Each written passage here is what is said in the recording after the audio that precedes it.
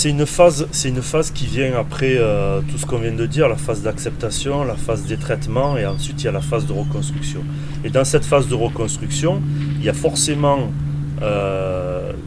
des choses qui vont revenir, des choses que vous aviez envie de réaliser, de faire lorsque vous étiez malade.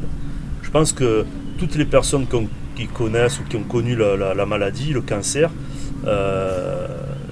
ils se sont dit à un moment donné, finalement la santé c'est bien ce qu'on a de plus important, et que si on avait la santé, on pourrait faire ça. Vous voyez, et moi, c'est vrai que dans mon lit d'hôpital, j'avais envie de faire plein de choses, bien évidemment, profiter de mes enfants déjà en premier. Ça c'est ce qui m'a manqué le plus pendant une dizaine de mois. Et même après, puisqu'il faut quand même du temps avant de se reconstruire, mais on a toujours des envies de faire du sport, de réaliser un rêve, pourquoi pas, un objectif. Et en fait, moi, tout ce que j'avais eu en tête pendant la maladie, j'ai fait en sorte de le réaliser. C'était mon moteur, quoi, après, dans la reconstruction.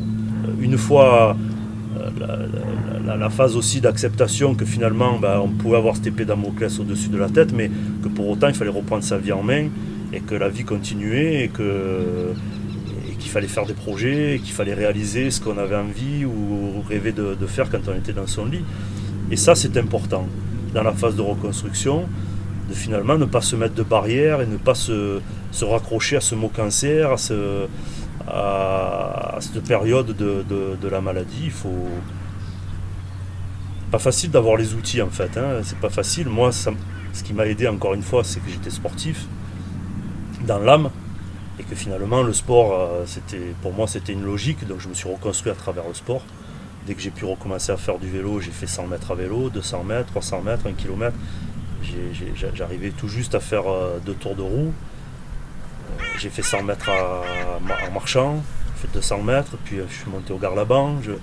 Tout ça, c'était des étapes et des objectifs que je m'étais fixés et que j'ai réalisés. Donc, bien sûr que c'est important de stimuler la motivation chez les gens. Bien sûr, c'est important d'abord de susciter l'espoir, de se dire oui, on peut y arriver, et ensuite de stimuler un peu la motivation chez les gens qui, bien souvent, au-delà de l'aspect de cette image d'épée Damoclès, se mettent des barrières par rapport à la maladie. Ouais. Il y a des similitudes effectivement entre un sportif de haut niveau, comment on accompagne un groupe ou un sportif de haut niveau vers une performance, comment après un échec on arrive à rebondir pour atteindre son objectif.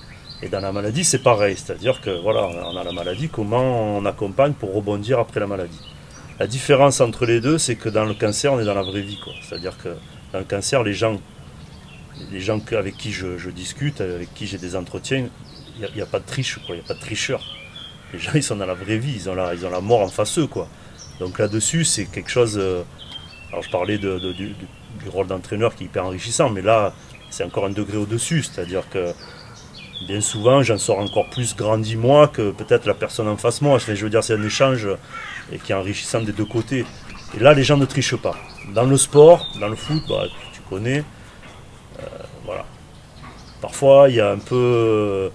Voilà, c'est parfois un peu le folklore. Il y a parfois un peu un environnement qui est difficile à gérer. Les joueurs aujourd'hui, c'est plus compliqué.